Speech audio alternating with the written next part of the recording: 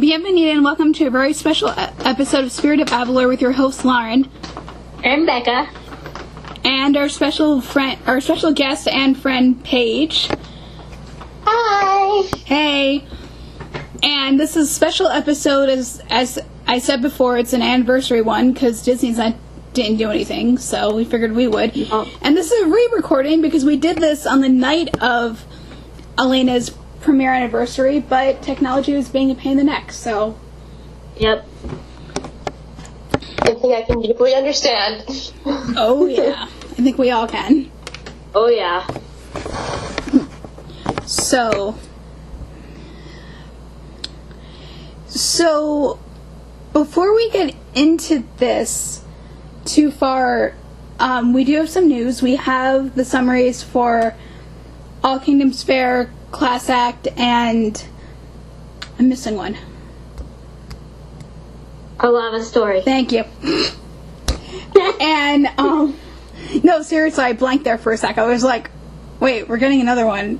It hasn't even aired yet, and we're already, yeah, not remembering it. Yeah, really.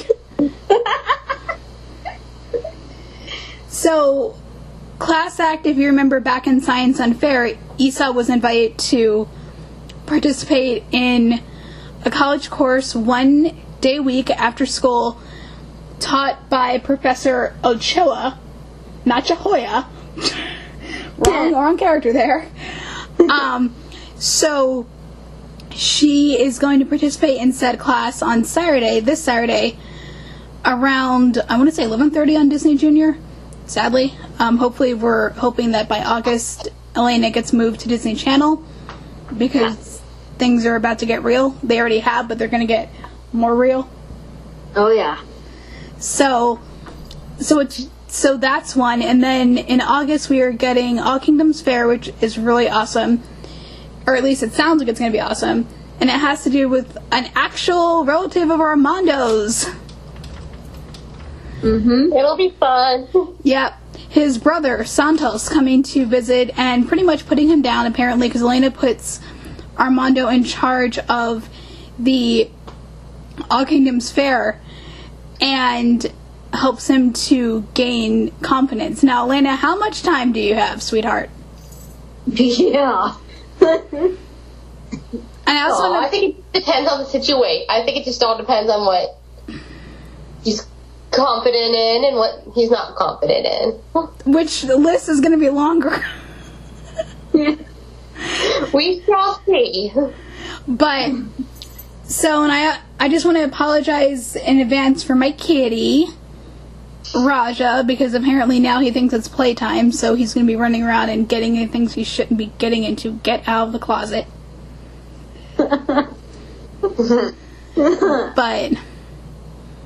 But he's awesome, and I love him. He loves Becca. Yes, I can't wait to see them interact when she comes to visit. And I love him. Yeah. So, yeah. So, Elena and Issa need a cat.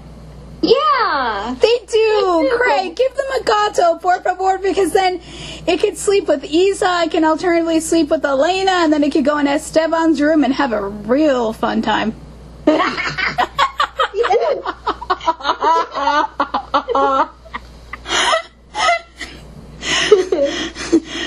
Scratch crown underwear? Check. Go to the bathroom in the dresser? Check. Or have Estrella spend the night at the castle sometimes. Well, Estrella, I can't see Estrella doing that because, first of all, she can speak. Secondly, she's more of like a kid animal. I mean, like a hybrid of what a 5-6-year-old would be for us, and just happening to be so she wouldn't do that. Yeah. Now her brothers, I know, but she should.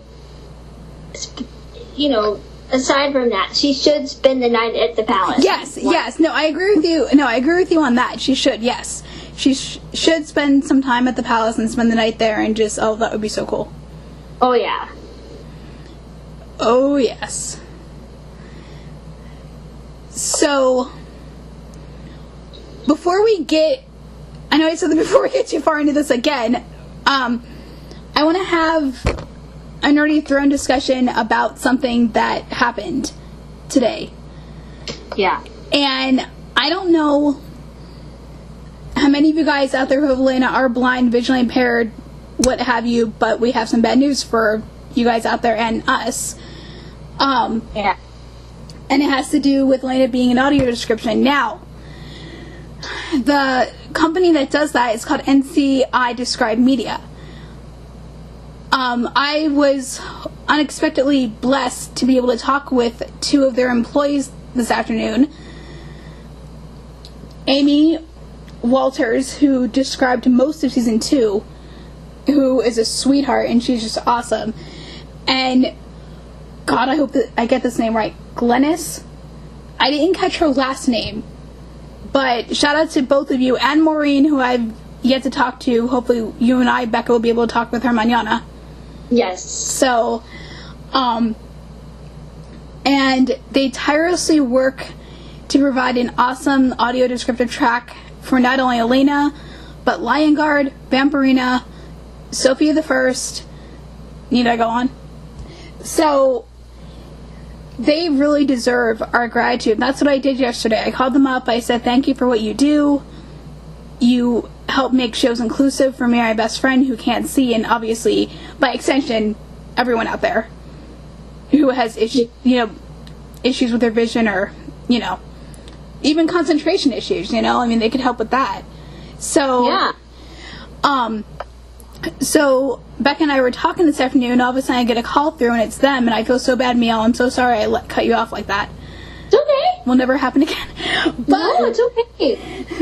But I got a chance to talk to them for 40 minutes, and they were very sweet and very gracious and very touched by my feedback, and they told me that they had never received a phone call like that ever in their 10 to 15, I think maybe like even 20, like 15 years of doing this service. They've never received a call from anyone telling them thanks. Which floored me, because it's just ridiculous that nobody's ever actually, until now, like no one's ever really said thank you to them. Yeah, because it's hard work. Yeah. It's hard to do that. Oh yeah, I mean, I've tried to do that for a mutual friend of ours, Kim, and and I did my best, and, I think I did a pretty darn good job back then, but it still was hard, especially,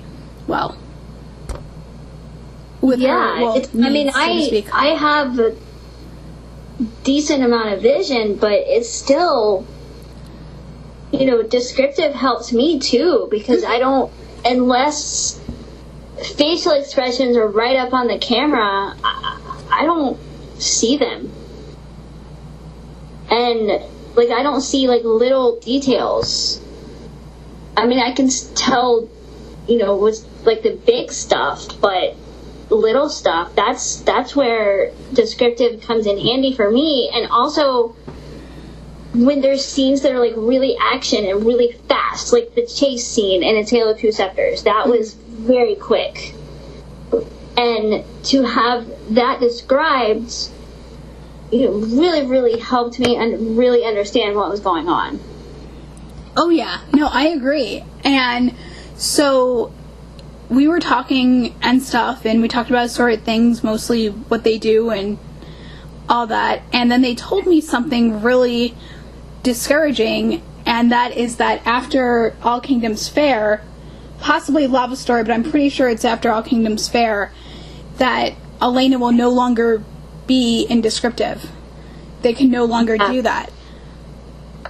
And it's for any show on Disney Junior or Disney Channel that was formerly in descriptive will no longer be in descriptive. Now, you can get the other descriptive, like the episodes that were already done, but yeah. Excuse me. Except for 207 for some really weird reason. Even though they said they did it. Describe that one. Yes. So, and they said it had something to do with a mandate, something about channels being more popular and Disney Channel being pushed out the night before it got handed down. So, it's just really ridiculous, and it is really ridiculous. We're going to fight this because Elena should be accessible for everyone. Yeah. Yeah. And we need your help. So I'm going to create a petition probably sometime tomorrow, give or take, like after lunch. And it'll be safe, it'll be respectful, all that, but we need you to sign it. Yeah.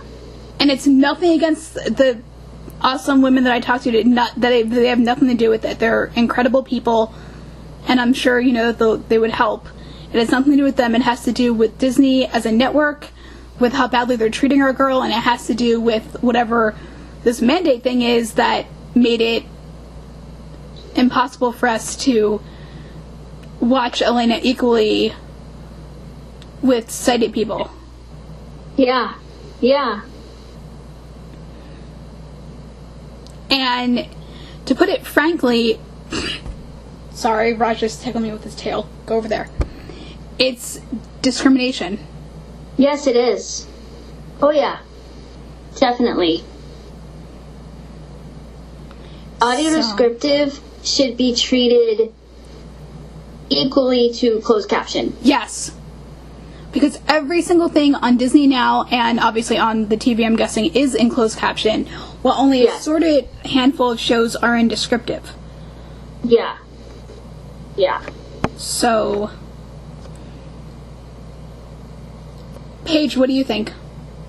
I don't think it's fair at all to the people who use it and who depend on it to help watch their shows. So yeah, everyone deserves a chance to watch if they can, and how they do it.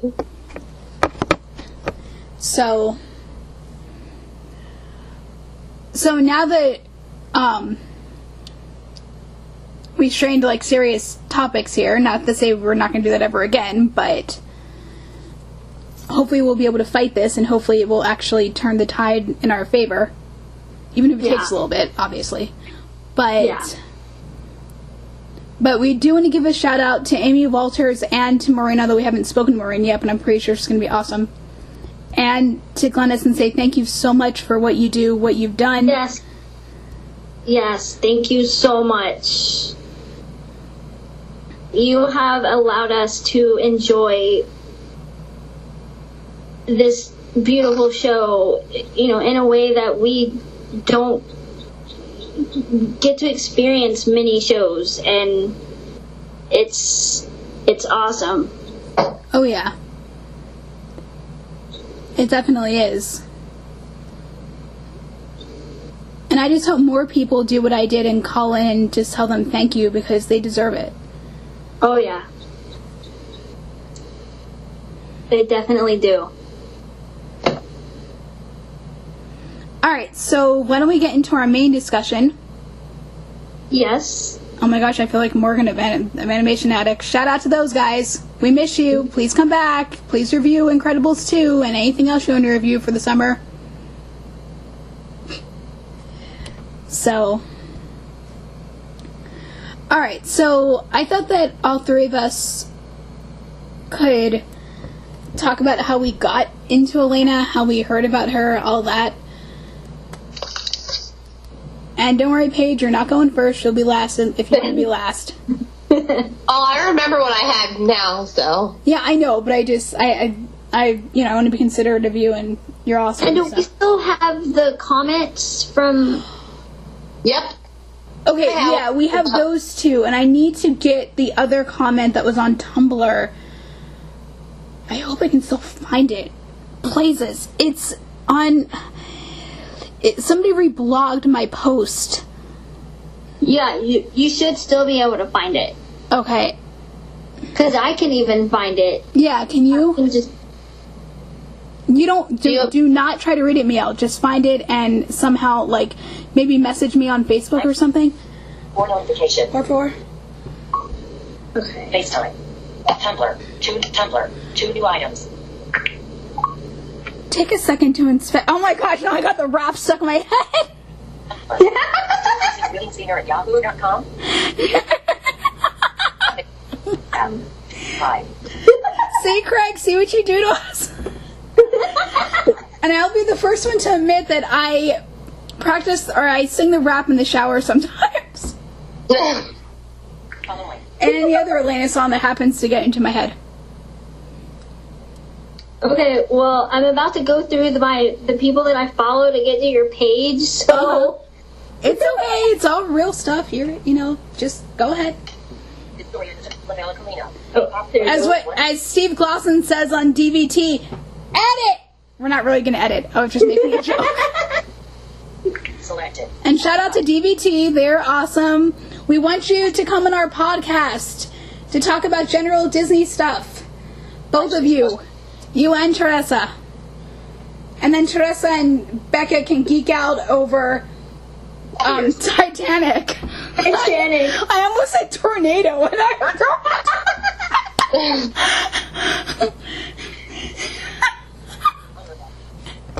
Okay, seriously. Additional Disney podcast lovers, we're doing a special Spirit of Avalor episode in honor of Elena's premiere anniversary. Reply to this post about why you love her, how you heard about the show. Yep, that is voiceover, people. That is what we use to... That is voiceover, and I'm trying to get it. I think I found your podcast. I think I found it if you want me to start reading them. Yeah. Okay.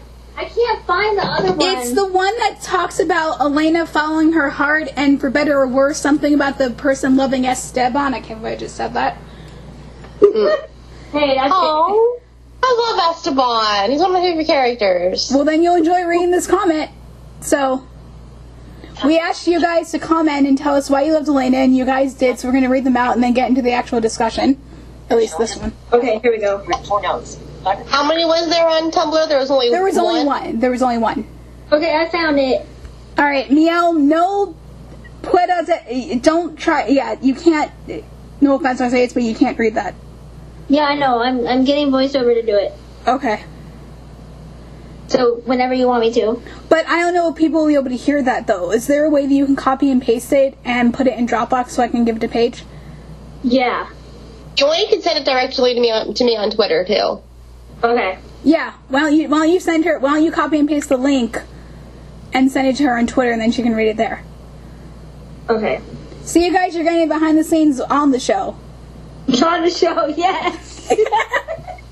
If you want, I can start reading the 2 I do have. Yeah, you can, yes. Okay. So the first one is from Rachel Wagner that said, everything about Elena is a refreshing addition to the Disney princesses.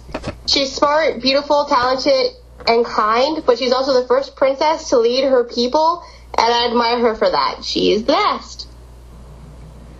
Awesome. Yes, Rachel Wagner is a contributing writer to the rotoscopers.com, which is a website that is affiliated with Animation Addicts, which is one of the coolest Disney podcasts out there. Go find them on iTunes. Sadly, they're not actually doing new episodes anymore as of now, but they have some really good ones they have done. So.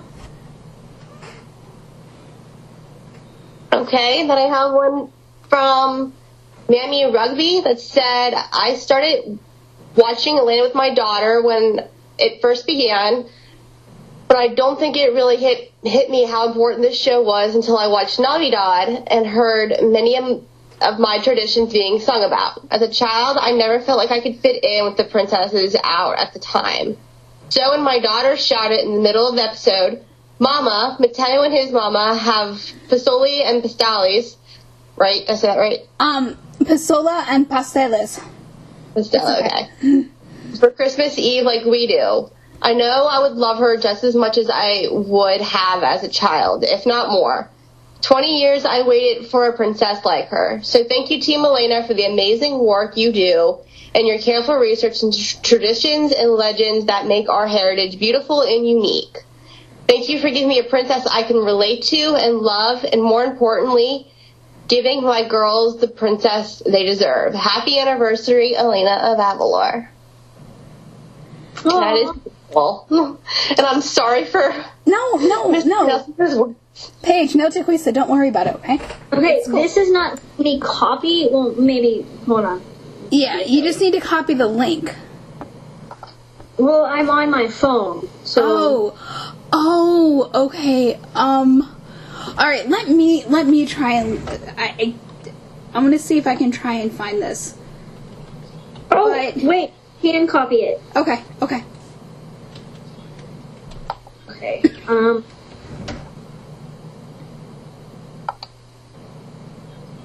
Okay, I'm gonna tweet this to you, Paige. Okay.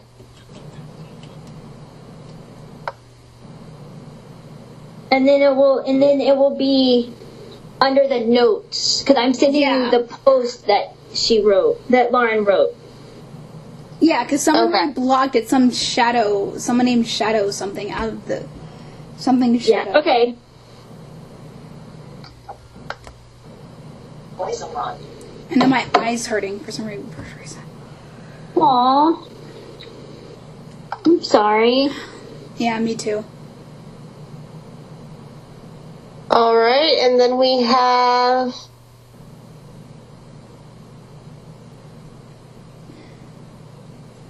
I cannot say his name very well. It's okay. You sure it's a him? Maybe. No, it's okay. Just read the comment. Yeah, this is from someone on Tumblr, something Shadow. I think it's Dishido. Yeah, it's okay. Okay. And he or she says, I love how protective Elena has, that for better and worse, she follows her heart. You can really feel the weight that she's carrying in ruling and how desperately important it is for her to do a good job. She really needs those mindfulness lessons that Zuzo does. Esteban is the best Esteban. I love him, some morally great characters, and Esteban is surprisingly nuanced. He's not a bad guy, but as a teen, he willfully endangered his family and kingdom, which led to their death, imprisonment, and tyrannical subjection. Bad guy to me. Sounds like a bad guy to me. But go ahead. And he is trying to seek redemption for it, but Elena and the rest of the family don't. I love that he still took the power, but used it to protect Avalor while staying by Shriki's side. I love that despite it all, he still clashes with Elena, and I love the facial expressions the animator give him. In fact, Esteban's backstory is what got me into the show. I heard it and thought, there's no way they'd put that level of moral ambiguity and unresolved tension in a Disney Junior show, and yet they did. That's what I appreciate the most out of the show. It's baby's first complex storytelling. It lets its issues and developments stew along enough in a serialized narrative to explore them more thoroughly, which I happen to really agree with, because Esteban is one of my favorite characters. That's cool. Yeah. Esteban and Gabe, right next up there into Elena. It's the three of them. My little triangle of favorite characters. Yeah, I do like Gabe. Gabe's cool. Yeah. Oh, yeah. And then followed by Naomi, Isabel, and the rest of the family. Yeah. Yep. So, gracias for sending your comments in, you guys. Yes. We appreciate it. I love that. I love all of them. Mm-hmm. Yeah. Becca, you want your nephew?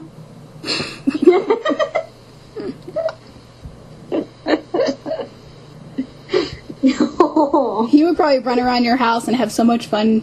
Oh my gosh, we wouldn't see him for days. Yeah, I know. Okay, so... Alright, so now let's get into talking about how we first learned about Elena. And I'm going to, if you don't mind, Becca, I'll go first. Okay. And then you can go second, and then Paige will be third. Okay. Unless you want to go first, Miel, it's okay. What? You can go, Miel, if you want to go first, you can go first. Okay, I'll go first. Yeah, then I'll be second. Okay. Okay. So, I actually, I have been watching Sophia the First, and I actually learned about Elena from you, Lauren, and I was so excited, because I just had this feeling that she wasn't going to be, like the other Disney princesses, like that she was going to be different. And I was right. And when I heard My Time for the first for the first time, I cried because, and I sat there and listened to it at like 2 o'clock in the afternoon, and I remember where I was when I heard it for the first time.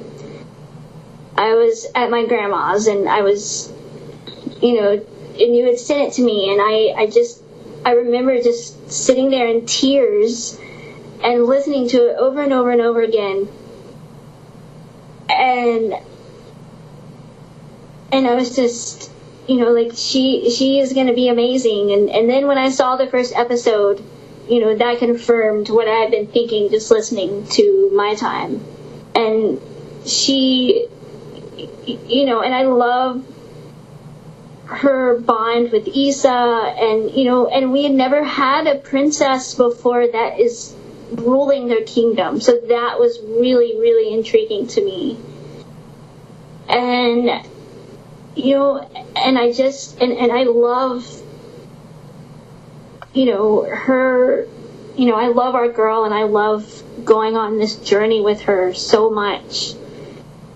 And she's taught me a lot, and she's made a big impact, in my life.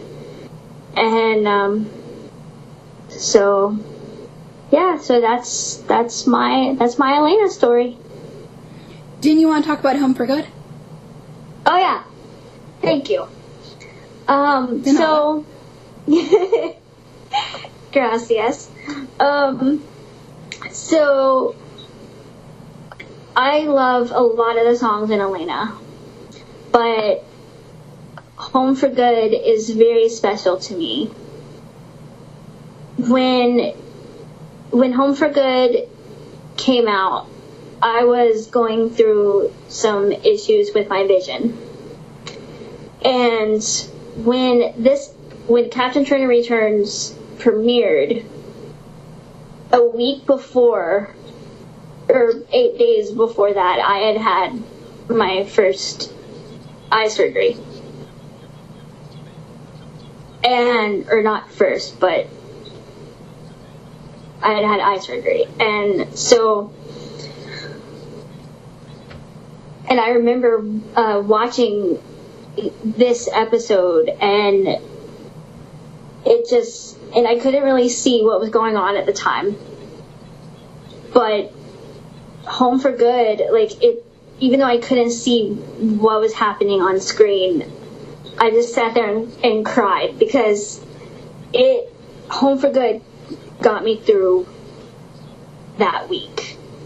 And so did the episode. And it was just this bright spot. And I still listen to it to this day. I listen to it almost every day. And it's just a really, really special song to me, along with a lot of others, but we'll get into those in a little bit. But yeah, so that's my Home for Good story. It really, really helped me, and just is a beautiful, beautiful song. It definitely is. And when we have Jillian on, we'll let her know that. Or you can let her know that. Yeah. Oh, yeah. Oh, yeah. Because, she already knows how it helped me, because I was, fortunate enough to talk with her on a podcast that she's on sometimes 3 times now. And the second time I was able to tell her how much Home for Good meant to me. And speaking of Home for Good, it really shows the strength of Elena's character. Yes.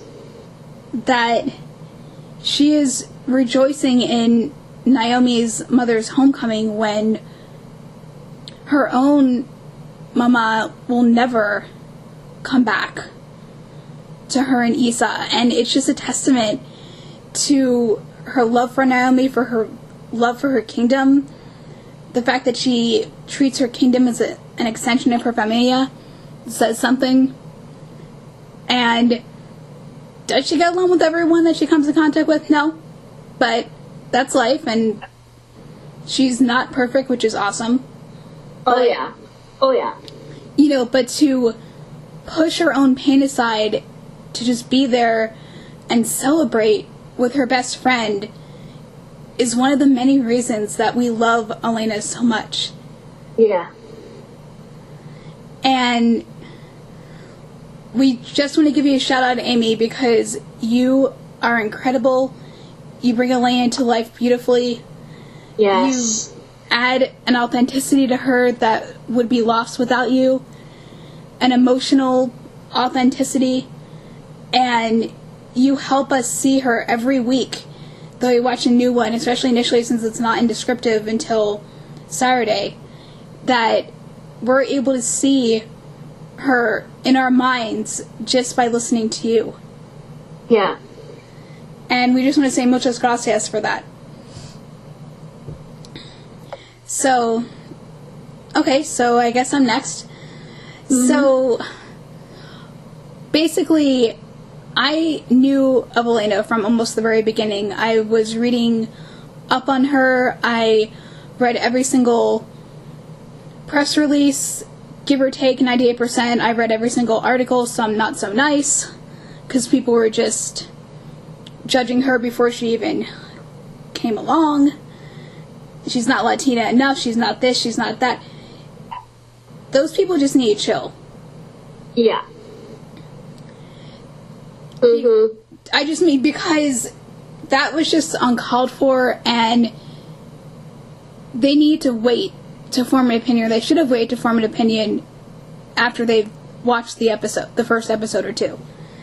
And that broke my heart because here this princessa was someone who I had wanted since I was very little. And yes, I love the Renaissance princesses. Jasmine and Ariel were my girls. I mean, I still love them for a lot of reasons, but I digress. But I remember asking my papa when I was about 7 or 8, why isn't there a Latina princess that looks like me, that shares our traditions?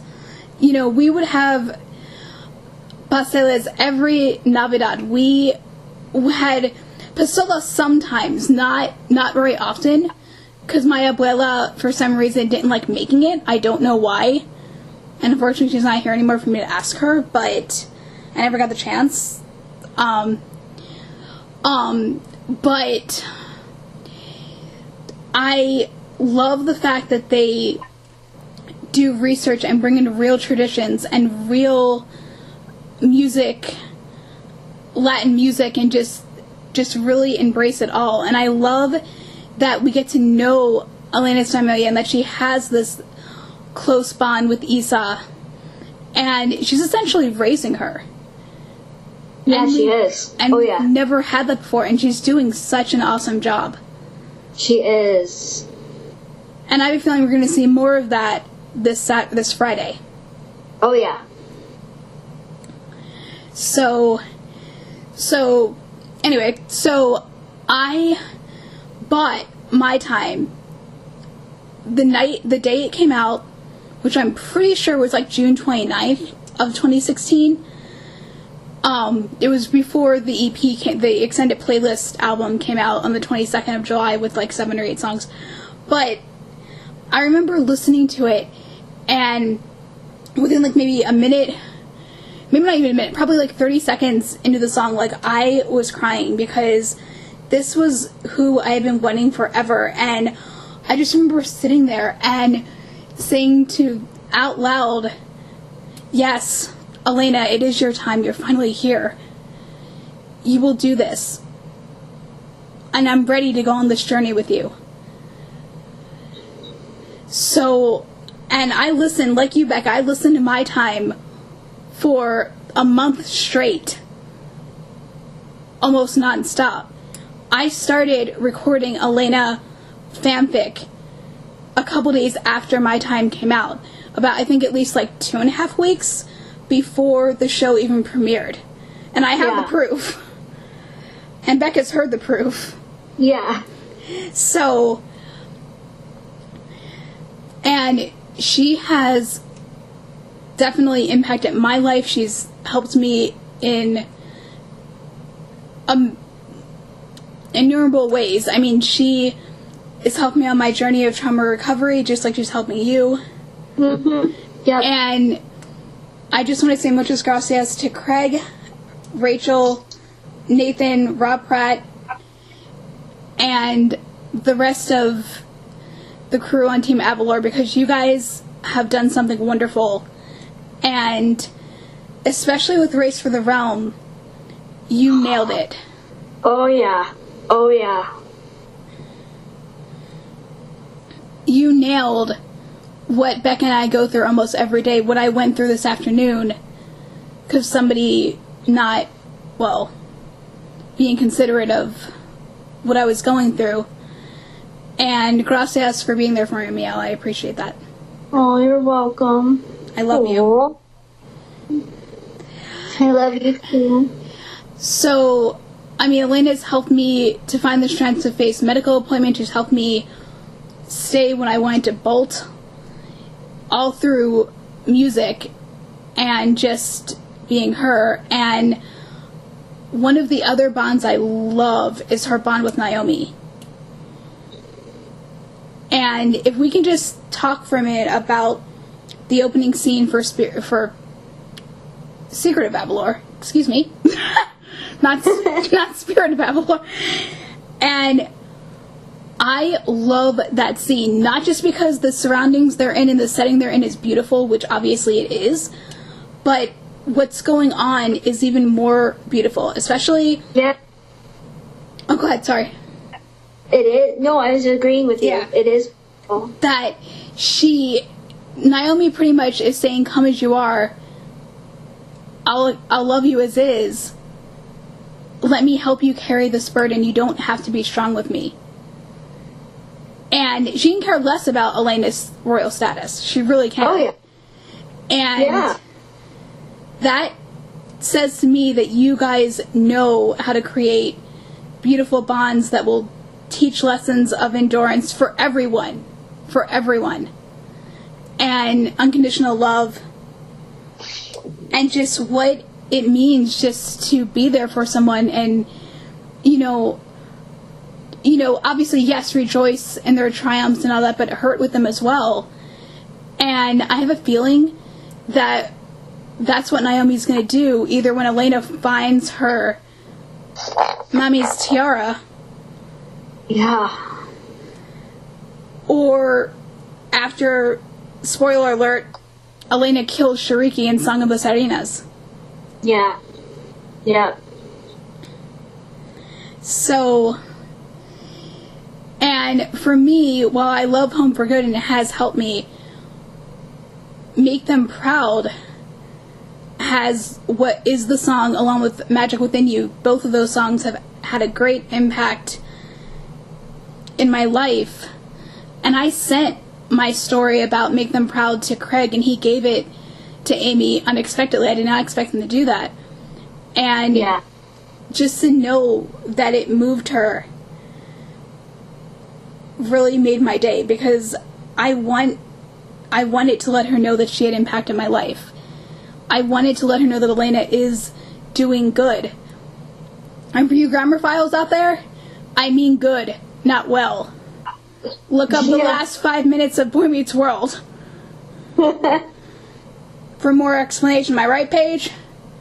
Yes. Great. I love it. So, and now I'm probably going to start to cry because I'm thinking of that scene in the classroom. But anyway, I digress. Let's get away from high school for a second. So, but in all seriousness, though, I mean, Make Them Proud is a beautiful, heartbreaking song in itself for what it depicts and what it shows. And it helped me to be able to grieve not that kind of loss, but a different kind of loss. And I'm still on that journey, and I just want to thank Rachel Ruderman for that. She knows this already because we talked with her. And you can listen to that interview on our podcast page on YouTube. Yep. But she did something amazing, and every time I listen to that song, in fact, I listened to it last night, right after I listened to a podcast that made me start crying, thinking about this is not the way it's supposed to be with me vision-wise. You know, I was supposed to keep the vision I had. Things were not supposed to get this hard. And I put that song on because I was trying to calm down, but at the same time, again, Elena helped me to realize, no, you need to do this. It's okay to break down over this. You don't have to be ashamed. You know, it's not, you need to do this. And I think I listened to Make Them Proud like 15 minutes straight. Aww. So, and I mean, I listened to it at other times. I don't want to give you guys the wrong impression, obviously. I love it. But it really has been instrumental in helping me with my grieving process. And it's an amazing, amazing song. And as far as Magic Within You, yes, that's a song that helps me through anytime I have a medical appointment. That's the song I listen to. And my time, because it has a strengthening ability. But, so, I knew that she was going to be special from the minute that I heard My Time. And then when I actually watched the first episode, I started crying all over again because she was amazing. Notice I didn't say perfect. She was not perfecta, but she was, and is, incredible. And the minute she pulled out her guitar at that breakfast table and decided to have a song battle with her abuelo instead of possibly disrespecting him, I was like, okay, I love you. Yes. So, and now that we have seen Race for the Realm and know that you guys are doing Elena's PTSD the right way, you're portraying it the right way, and both Becca and I just want to say thank you for that, because yes, it is very gratifying to us and it means a lot to us that you're doing that, and it helps us to know that you see us and the millions of others out there with any type of trauma issue, and that you're not afraid to do this. You're not afraid to show Elena at her weakest and the most vulnerable that she can be, and I have a feeling we have not seen her at her weakest yet, but it's coming. Oh yeah. And I don't know about you two, but A Tale of Two Scepters had me sobbing. I mean, oh. Me too. It was amazing.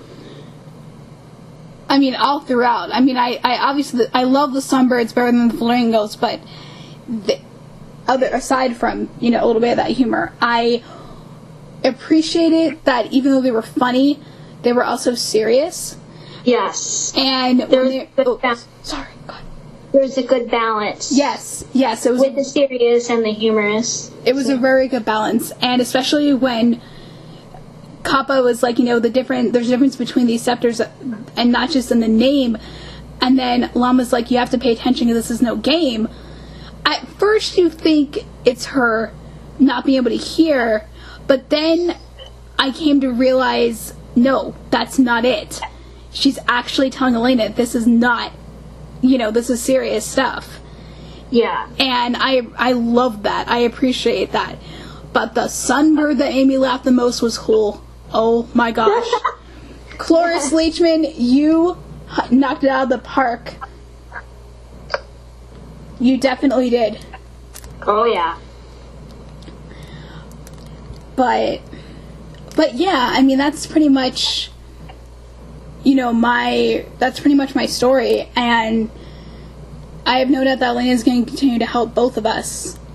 Oh yeah. And, she's just amazing, and she has been a true blessing in both of our lives for the next 2 years, and, will be until she's crowned queen, and afterwards, and probably when that happens, we'll be seeing her crying her eyes out, but... Oh my... Yes. But yeah, so that's my story, so... Paige? Okay, my story is... Okay, I have been a big fan of the princess mythology since as long as I can remember. My favorite when I was young was Belle, and actually still is to this day. And I just remember being here on fanfiction and just like reading stories and deciding I'm going to write one of my own and I want to include all the princesses in it. So I scroll through the wiki looking for girls that hold this title and I stumble upon Elena. And from there I look more into her, and from everything I see I like more and more of her. And this was before the show even came out.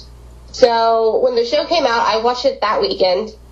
And I decided, yeah, I like this princess. She's awesome. She kicks butt. And I decided I wanted to write her and keep watching. I mean, the show is great because it has fun, colorful characters. I love, and it's so beautiful, like beautifully animated.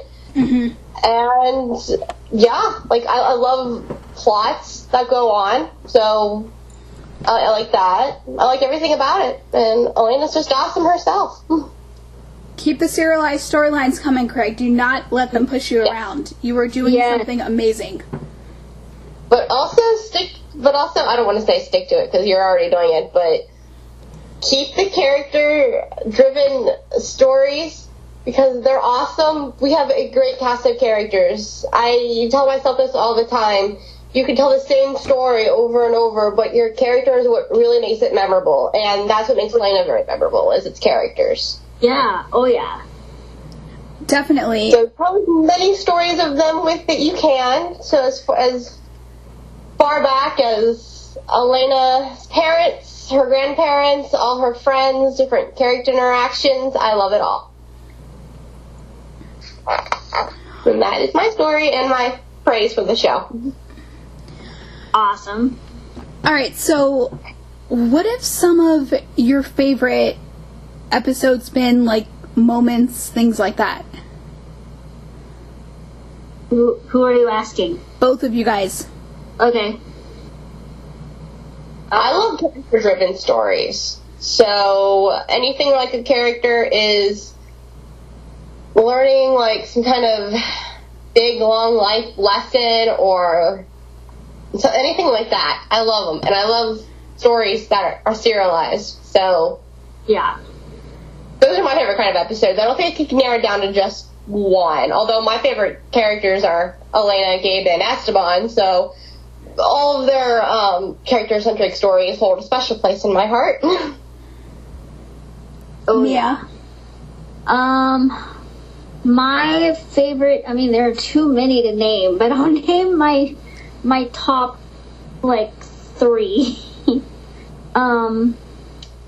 In no particular order. Mm-hmm. Jules Maru, Captain Turner Returns, and Race for the Realm. Awesome. Let's see if I can pull actual titles. So, mine would probably be Jewel of Maru, Race for the Realm, A Tale of Two Scepters, 3 Jacquelines and a Princessa, and Science Unfair. Because of the sister-centric Yeah. stuff in them. So. Okay. I had to go pull up an episode list so far. Cool. And Captain Turner returns because of the whole Land Know Me thing. Yeah. I like Jules for that Maru. reason. But go ahead. Sorry. I like Jules and Maru. I really enjoy The Princess Knight and Yes. Rise of the Sorceress. Yes. Yes. Rise of the Sorceress. Yes. Oh, yeah. And then a special honorable mention goes to King of the Carnival. Yes. King of Carnival. Yes. Yes.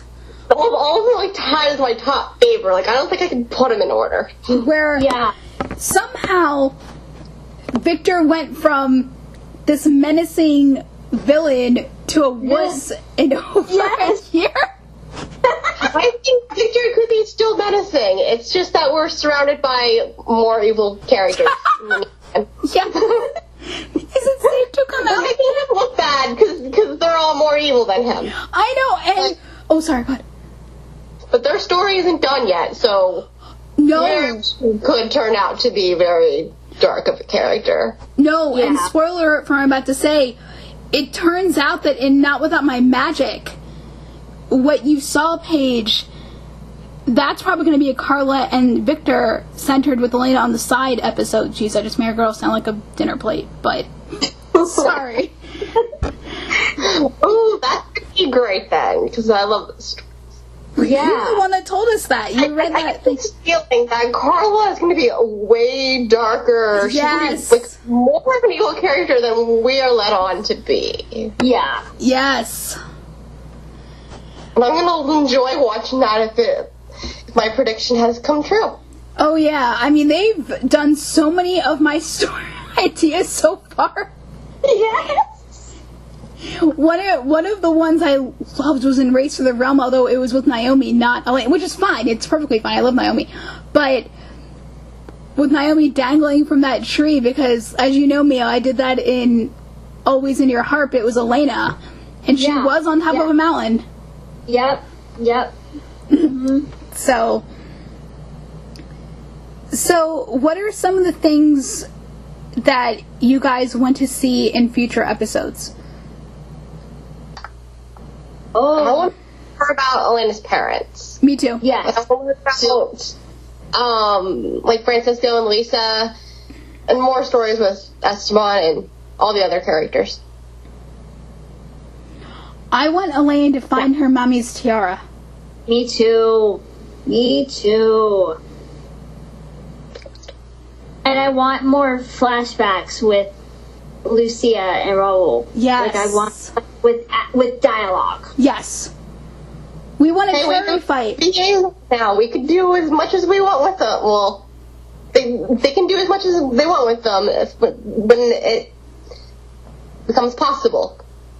That's what I'm trying to say. When it becomes possible. Yeah. Yeah, but we definitely want a cherry fight. Yes. Oh yeah. We definitely want a cherry fight. Por favor. And we want more of Elena rapping. Yeah.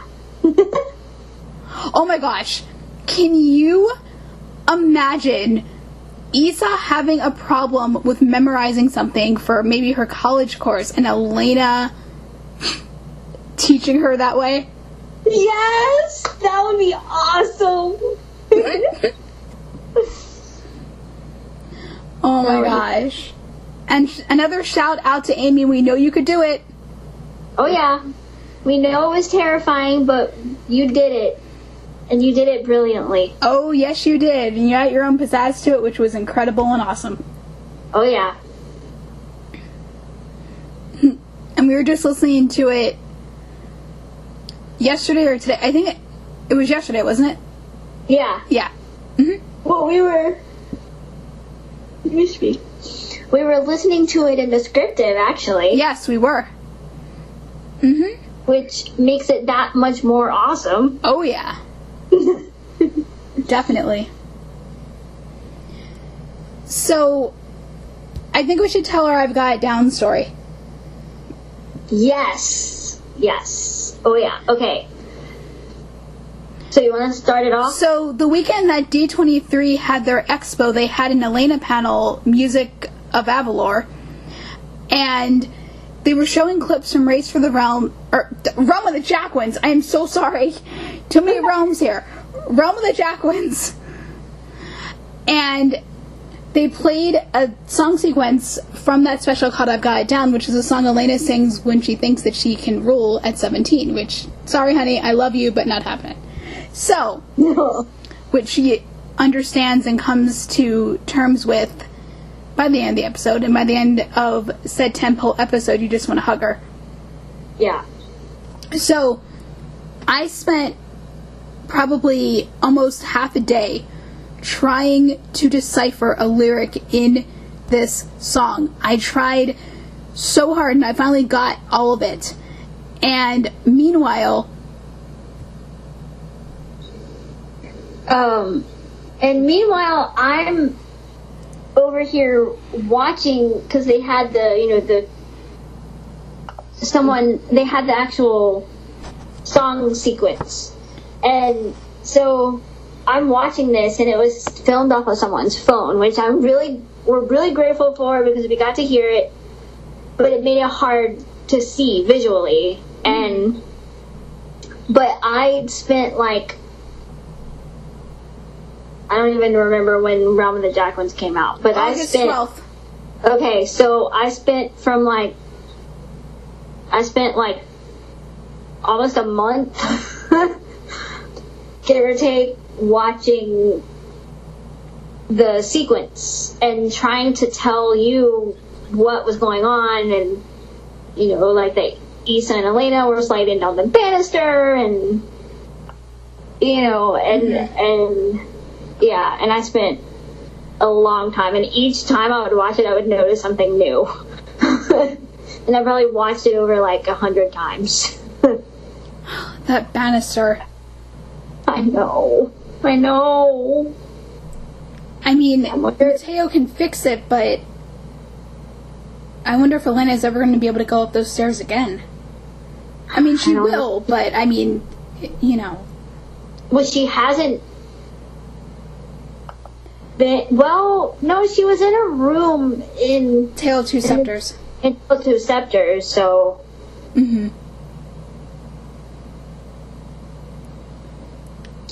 But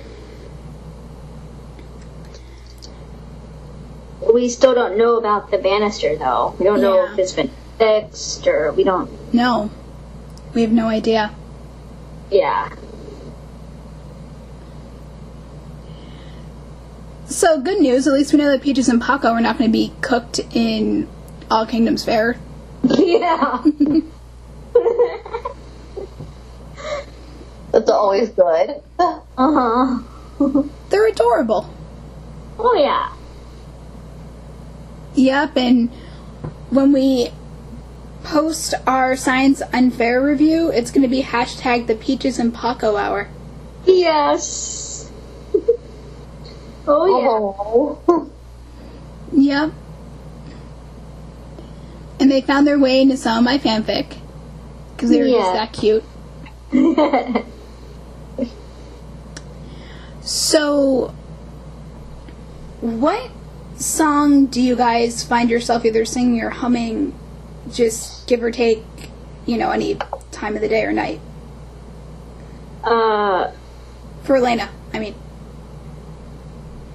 Home for Good, Make Them Proud, I've Got It Down, The Right Thing to Do, Something Special, just all of them. Yeah, I'm there with you with most of them. Yeah, I'm there most of them. I think the ones that are the catchiest that I found myself humming, like, for no apparent reason, were, you got feel free to have fun. Oh, okay. Yeah, I don't know why. I just found myself humming that occasionally. When I'm writing stories with Elena's parents in them, I'm always singing the song that was in Make Them Proud.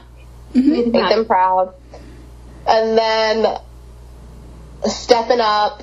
Yes, I use that for exercise. Exercise. And then I can't believe I'm saying this because this wasn't her best song, but Bright Light of the Ball tends to be catchy too. Yeah. That unfortunately is at least one of my least favorite songs. Yeah. Yeah. Which is sad because we don't get many Naomi songs, and I know. I'm still sad about that. That it's not, I loved the reprise of it though. Mm-hmm, mm-hmm. I thought the reprise was really beautiful. Yeah. Definitely. Oh, and Big Thing. Oh, that's another one. Yes. I love that sequence. You can tell how much Elena loves her little girl. And for all purposes. yes, you can tell how much she loves Isa and how much she just wants to help her. And this is why I am disappointed in Class Act. Not in the episode itself. That's going to be really cool. I'm looking forward to watching it with you, Miel. Yeah. It's going to be awesome. I'm disappointed in the choice of song they chose. Yeah. Yeah. Because they had a great opportunity for a sister duet. Yes. So.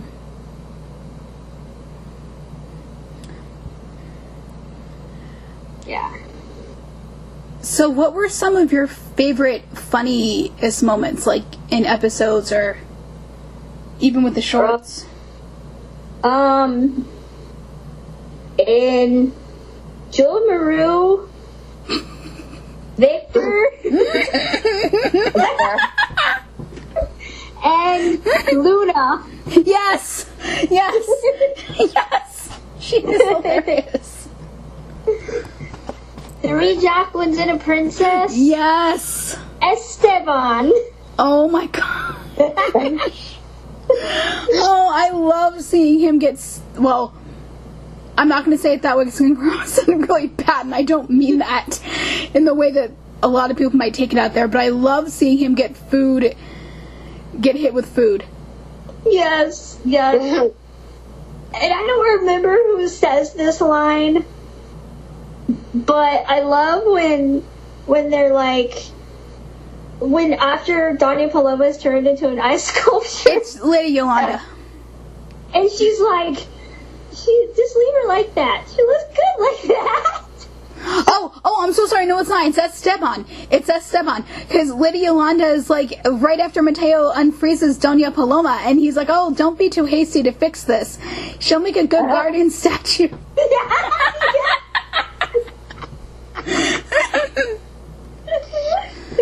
Oh, man. I just love all the humor they have in Island of Youth. Yes! All of them. Especially... Everyone's underwear being... Yes! All that. That's hilarious. Yes. And we can't forget Naomi.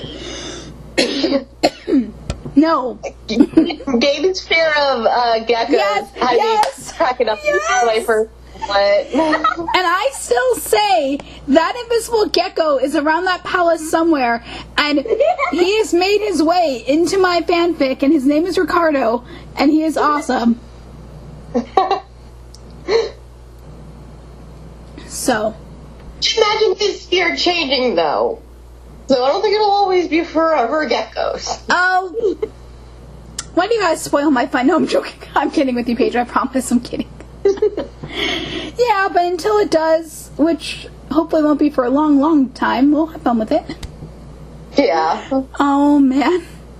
Elena makes the funniest expressions in, oh, crap. In, My Fair Naomi. Okay. I love how her face changes when she's like, when the dresses are being pulled up. And she's just like, ooh, that's cute. That's adorable. I love that blue. And then when Naomi goes over to the dress she does pick out, she's just like, are you sure you want this one? Yes. Mm-hmm. And I got an idea from when Elena says, I already have a fiesta dress, you know. We shouldn't say fiesta, it's party, but whatever. I got an idea, and Becca, you heard it. Yeah. Mm-hmm. And for some reason, I always get ideas from her clothes. And I'm not a fashionista, but I love the dress she wears in Masks of Magic. Yes. And I hope we see it again. Well, technically, see it again. But I made up a whole backstory for that. So. Yeah. For both dresses, actually. The one for my friend Naomi just has to do with her mama, them going shopping for a quince dress, and then the one in Masks of Magic, I made up the story about it was the last item of clothing her mom bought her before Shiriki attacked. Yeah. While we're on the subject of clothes, I remember being on Tumblr, like, when the show very first started up, and we all watched Spellbound for the first time. Oh, God. I was a big fan of Naomi's original dress. I love that dress. Me too. I don't know why. It was just something not a lot of people were fans of. I mean, like I said, I have no room to talk because I can't see much anymore of that kind of stuff, but from how you described it, I really do, I loved it. Yeah. I actually want to see her, well, I want her to wear it again. So. Yeah, when I started writing, one of my very first story, not my very first, but one of my stories is where they go and get her a new party, where Elena insists on, we're going to get you a new party dress. Oh. Hmm. And then I love the gag in Prince Too Charming with the donkey. Yes! Yes! The horse. Oh my gosh, yes! Yes! Well, Eeyore appearance. It's like, you look like Eeyore! It's so cute! Oh, that's too good. Gabe has to be strong to carry that horse. I know, darn it!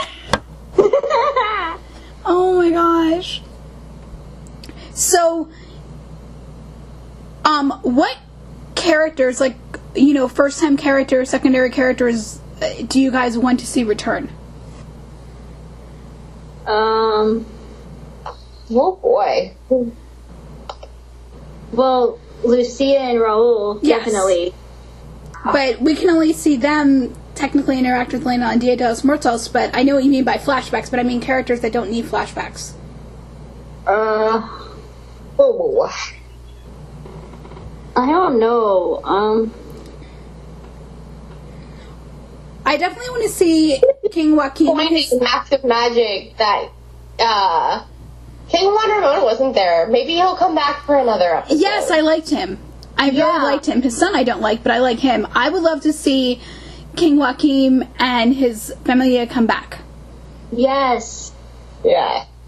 Yes, I loved his whole familia. I mean, I loved, obviously, Kat. I want to get to know his wife a little bit more. And I just loved him. Well, I know Christina has been in a few episodes now, but Yes. I want her to be in more. Me too. Me too. I want to know a bit more about Marlena. At least, know who Yes. she is, because there's been stuff confirmed on Twitter about her, but, like, some actual, backstory in the show would be awesome. Oh, yeah. Oh yeah, like how long Mateo has known her, when they became amiga, when they became friends, all that. Yeah. I would confirm that he wasn't her. He's not her. They're not siblings. How about that? No, I don't think so. But I would also love to see if First Day of Rule was not the first time that Naomi and Elena met. I would love to see how they met. Yeah, me too. Me too. And yes, Yeah. I have a backstory for that too. But yes, I would love to see. For overreaching arcs in the first season, maybe not among a lot of episodes, but maybe two or three that could have established all this kind of stuff. That would have been cool. I know. It would have. Mm-hmm. I'm excited to see King Hector come back only for one reason only, is to see him get what's coming to him. Oh, yeah. Oh, yeah. And Sir Cassius, he sounds like a... Yes! Oh, yeah. Mm-hmm. Yes, I like Sir Cassius. I don't like his father. No. I love him. I wouldn't mind seeing him come back. Yeah, they're all from, Brazendale, and I don't know where that is closer to either Enchantia or... Right. Avalor, but... confusion there, but... Yeah. I'd like to see him if they could come back somehow. Oh, yeah, Maybe no. he gets exact revenge on Lord Elrod in another way. Oh, that would be so cool. But no. Break his wrist. No, what? Break his wrist. Oh, jeez. Any kids out there listening to this, do not follow Paige's example. No, I'm kidding. No, don't do that. But no, I would love to see a flashback of maybe like a 9 or 10-year-old Elena and a 9 or 10-year-old Elena and a 3 or 4-year-old Esau. Oh my gosh, that would be so sweet. I mean, it would be awesome. Yes. Can you imagine them? Huh? Okay, sorry. I was watching Spirit Monkey Business earlier today. Okay. And I'm kind of curious to know. I kind of want, I want to see where Bobo's at, and I kind of want to know who Naomi and Gabe's spirit animals are. Yes! Naomi, I can... No Mateo's now. Right. Well, yes. But, well, I would think that Naomi's would be a Mariposa. Yeah, of some kind of sea creature. Yes. But a Mariposa would be the best. Yeah. Gabe's being a Jacqueline. For some reason. Speaking of Mariposa, we are getting that shape-shifting dolphin mob boss in an episode after Song of the Sirenas. Which I thought this whole time that Whoopi Goldberg was playing the mob boss. Like, No. I thought that the whole time, and then I was wrong. No. That would have been cool though, but whoever they got to play, oh my gosh, whoever they got to play him, it's a him, is going to be awesome. Yeah, for some reason I thought it was her, and I thought Whoopi Goldberg was playing her. No. I don't know why. No, it's okay. Now, one of the other characters I would love to see return, just because I want to like her, but right now I don't, is Naomi's mama. Like, I want to... Well, she is gonna... Sorry. She is, well, but I don't know if she's gonna, like, say anything. But, spoiler alert, people. Yeah. Yeah, I know she's going to be in Song of the Sirenas, but we don't know how much screen time she's going to have, you know? Yeah. And I wouldn't mind seeing an episode where, like, maybe maybe Naomi needs the day off because it's some sort of thing she's doing with her mother, and Elena, you know, reminisces with Naomi, obviously probably getting upset a little bit about, you know, maybe the last time she spent time with her mama, you know, that would be incredible. Craig, idea. You can take it from me. Feel free to use it. I know you can't, but it would really be awesome. Maybe you already have an episode like that in the works. It would be really cool. And totally emotional, and Amy could totally do it. Oh, yeah. Totally. Oh, yeah. But I was going to finish my thought about little Elena and Issa. I could so see them playing hide and seek in the palace. I know. You just need general flashbacks and around. Just like, where they become important, just bring the flashback in. Yes. I know. It would just be awesome. Yes. Oh my gosh. So, if there was any type of merchandise that you would want them to come out with, they either have not come out with at all or haven't come out with in a long time, what would it be? A soundtrack. Oh. A soundtrack. Another soundtrack. Yeah. Okay, you guys know Babysitter's Club books, right? Yes. Okay, so I want, like, the spin-off series is Little Sisters. I would like books about that long in length of, like, side adventures, episodes giving a little more detail. Yes. Yeah. Just books. Novels. I would love books. Yes. Novels. Like, even novelizations for it would be fine, and then branch off into, original things, and maybe have Issa have a couple books or two, or three. Yeah. I'll give all the characters a story. I'll gladly read an Esteban or Luisa or... Luisa, yes. Speaking of Luisa, I cannot wait for the episode with her chocolate shop.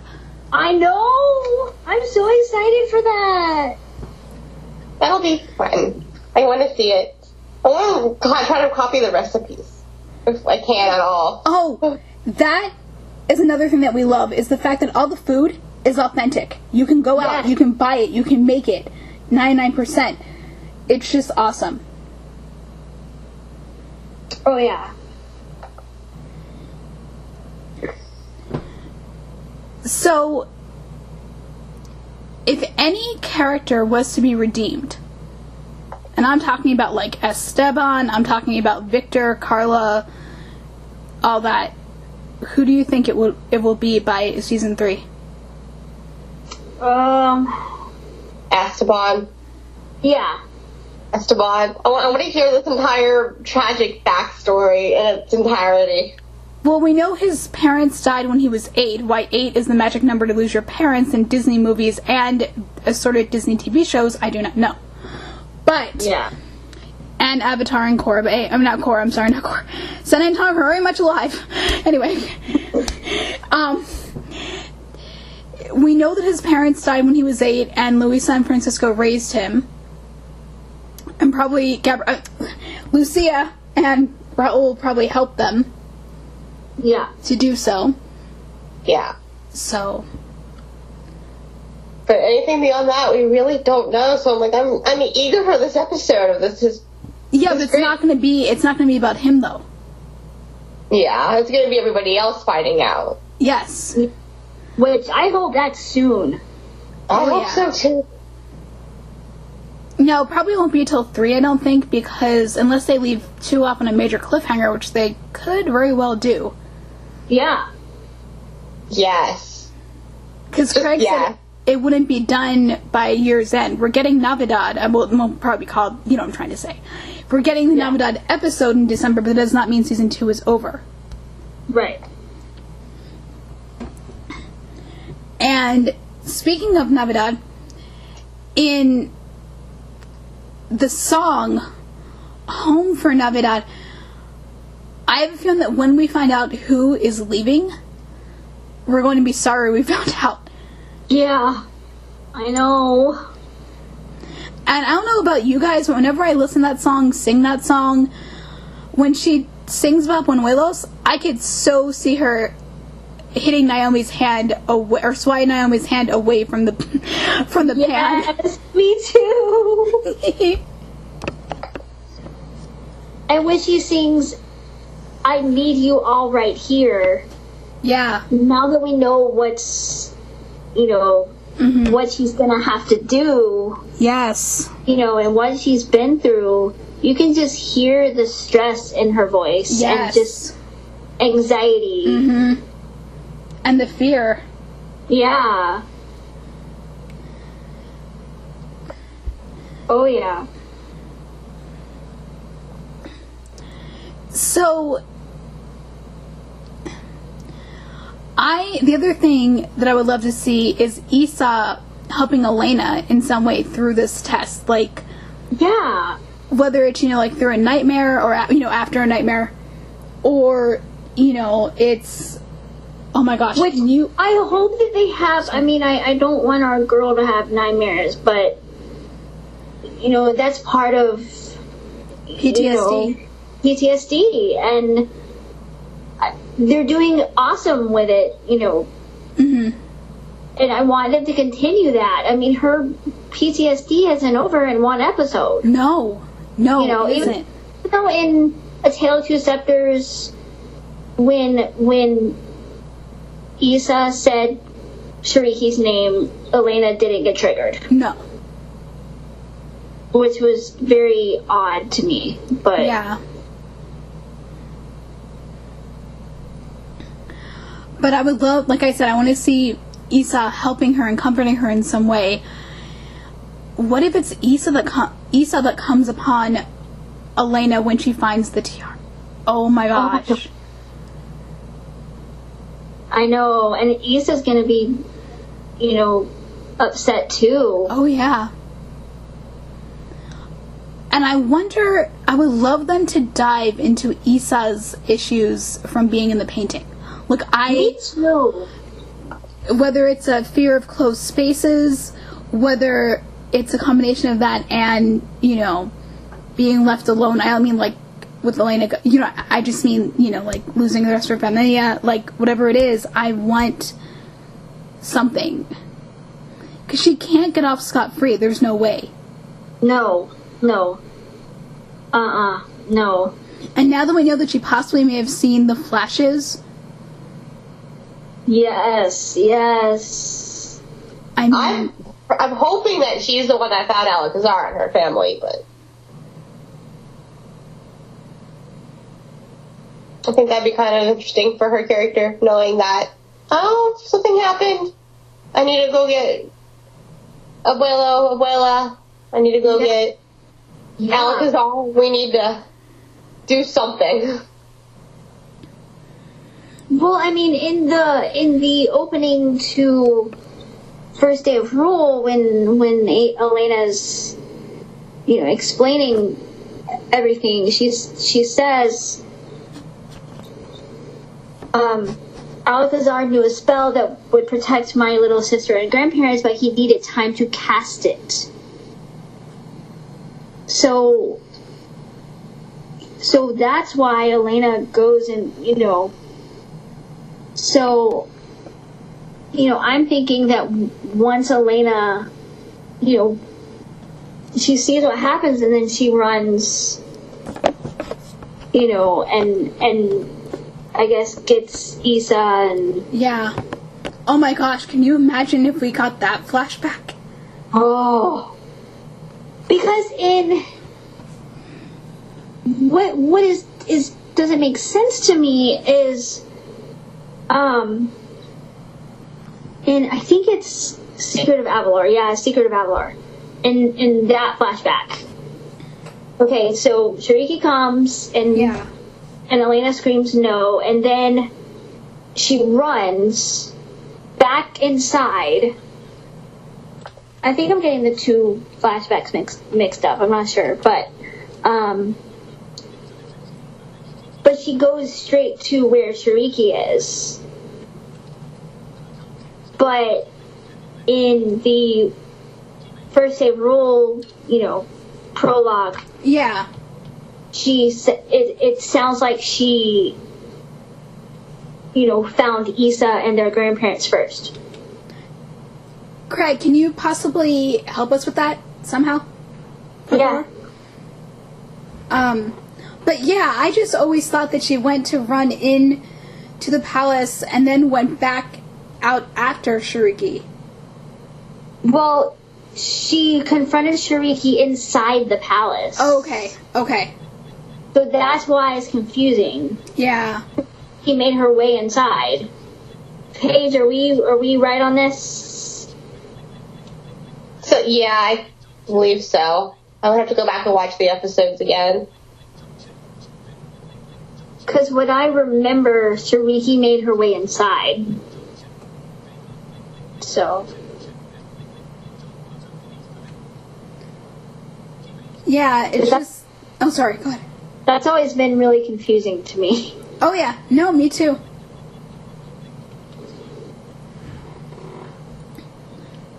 And I definitely want more sister-centric. I want an episode where Elena and Issa go on a trip. Me too. Just them. Yes, just the two of them. Yeah. And learn more about each other. I mean, yes, they know each other inside and out, but at the same time, with the time apart, Yeah.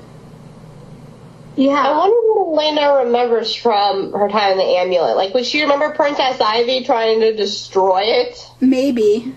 Probably, yeah. Oh my gosh, now that we know she was in there, watching that episode was oh my gosh. Yeah. Yeah. Like, I want to know what she remembers, or could she do anything besides just watch? everything happen? I don't know. I have no idea. But I want to know. Who has to do that? I want to know if she has any trauma issues from being in the amulet. If she has any, like is scared of like Issa, closed in spaces. I know, that would be interesting. Yeah. It would be.